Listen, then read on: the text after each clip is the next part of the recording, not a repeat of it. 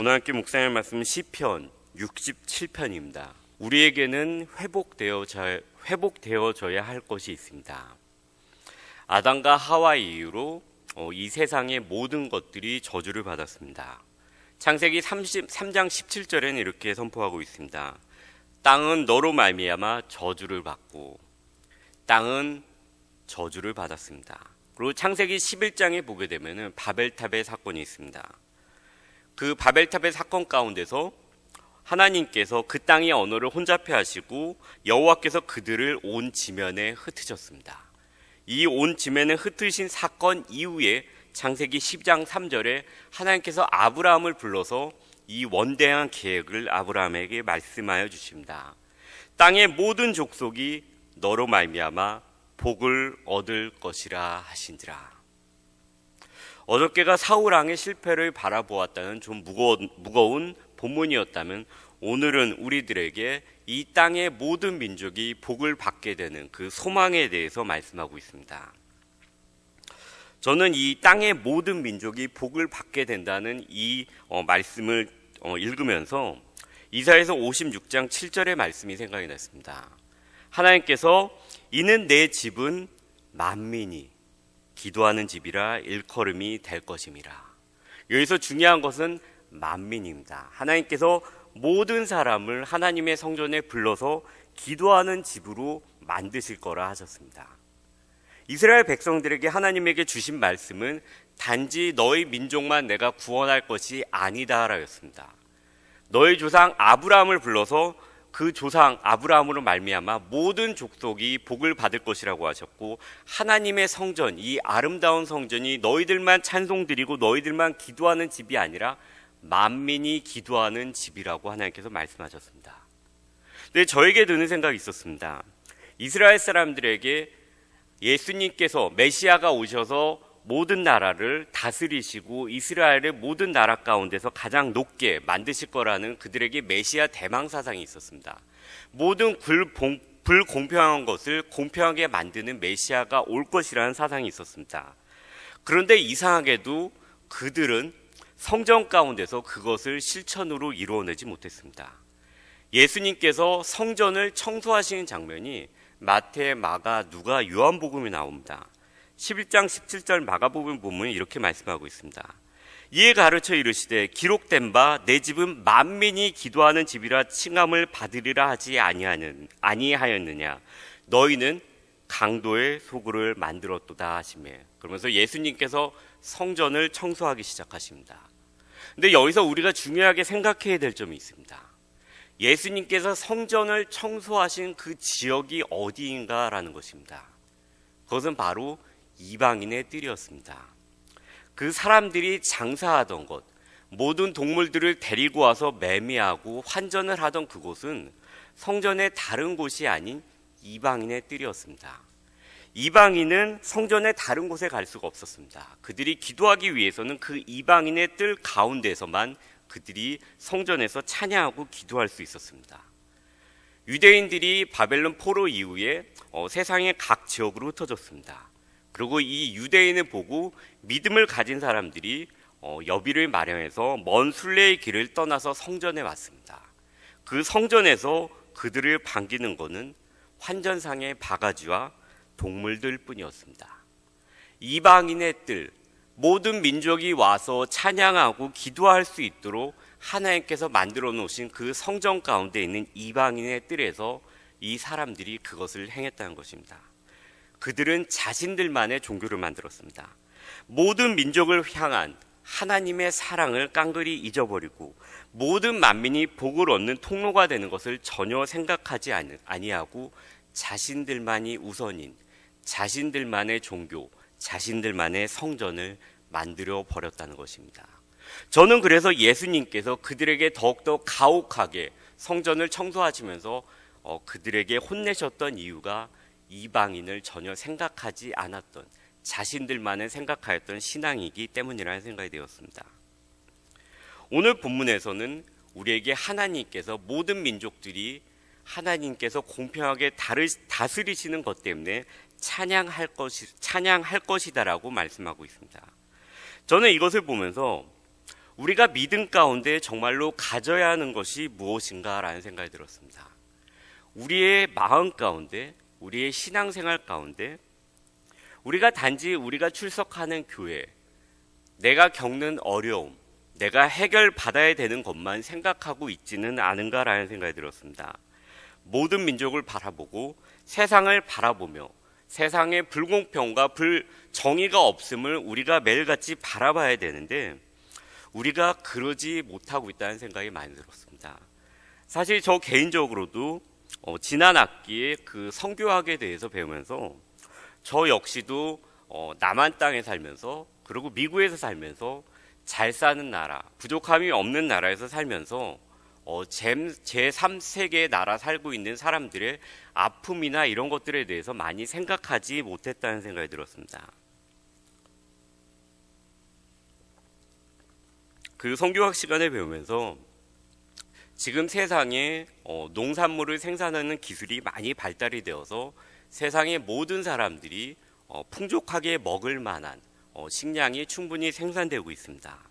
그렇게 생산되고 있음에도 아프리카에 사는 사람들은 먹을 것이 없습니다. 왜냐하면 선진국에 사는 사람들이 갈수록 육류를 많이 소비하기 때문입니다. 그래서 그 육류를 소비하는 그 소와 돼지들에게 먹을 것을 주기 위해서, 사료를 주기 위해서 그 많은 농수산물이 그들에게 가고 있습니다. 우리가 먹는 고기 1kg를 만들기 위해서 소와 돼지는 3kg 이상의 그 곡식과 사료를 먹어야 됩니다. 그렇기 때문에 이 농산물의 가격이 올라가서 아프리카에 있는 사람들은 농산물이 남아들매도 불구하고 그것을 살 돈이 없게 된다는 것입니다.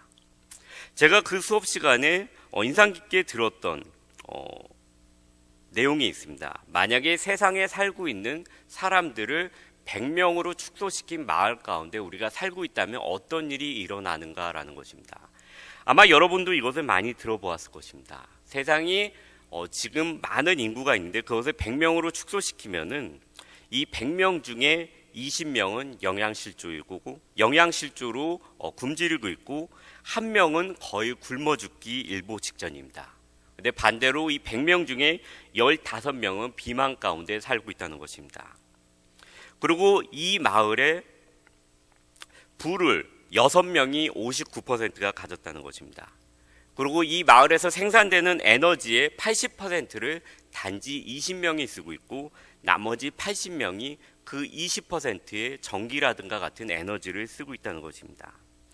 그리고 100명의 마을 가운데 75명은 먹을 양식을 비축해 놓았고 비와 이슬을 피할 집을 가지고 있지만 나머지 25명은 여전히 그렇지 못하고 있다는 것입니다. 그리고 17명은 깨끗한 안전한 물을 마실 수도 없다는 것입니다. 그러면서 거기에서 이렇게 마지막에 얘기를 했습니다. 만약에 당신의 통장에 예금한 돈이 조금이라도 있고 당신의 지갑에 지금 돈이 조금이라도 있고 지갑 어딘가에 동전을 담아두는 그릇이 있다면은 당신은 그 100명의 마을에서 가장 부유한 8명 안에 드는 사람이라는 것입니다. 이렇게 세상은 불공평합니다. 정의가 넘치지 않고요. 많은 사람들이 굶주리고 있고 소수의 사람들이 부를 가지고 있습니다.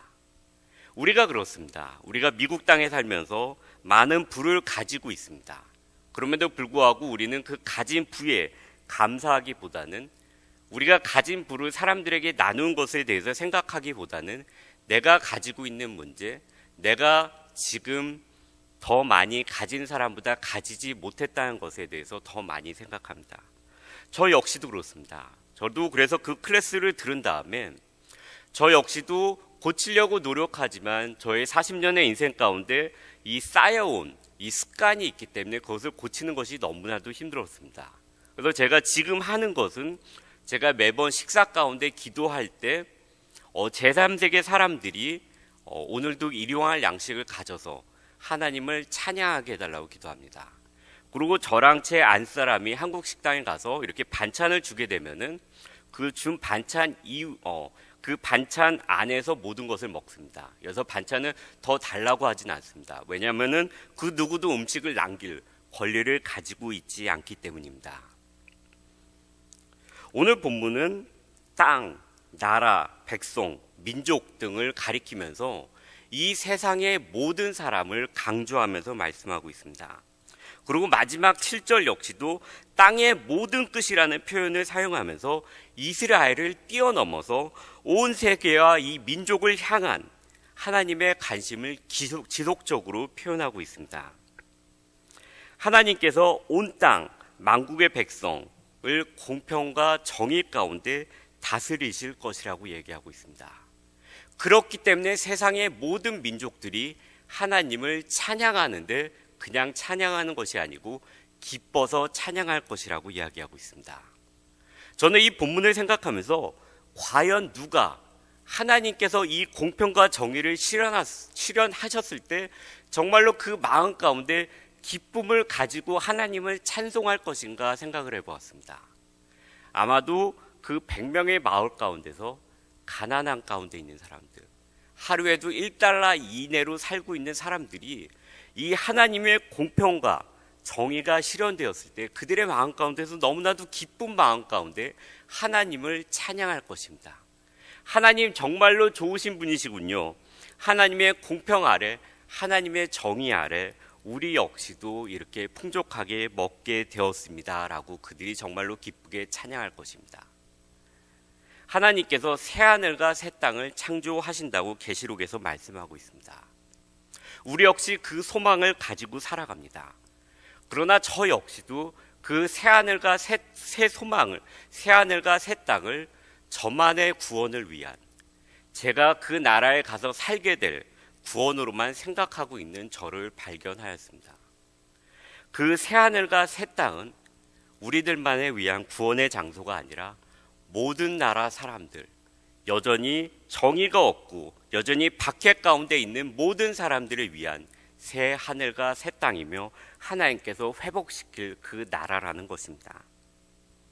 우리의 인생 가운데서 이 하나님께서 베푸신 이 은혜를 우리만의 은혜가 아니라 오늘도 기도하면서, 오늘도 살아가면서 이 세상이 여전히 헐벗고 굶주린 사람들을 위해서 함께 기도하며 그들을 위해서 하나님의 정의가 물같이 흐를 것을 기대하며 소망하며 살아가는 저와 우리 모두가 되었으면 좋겠습니다.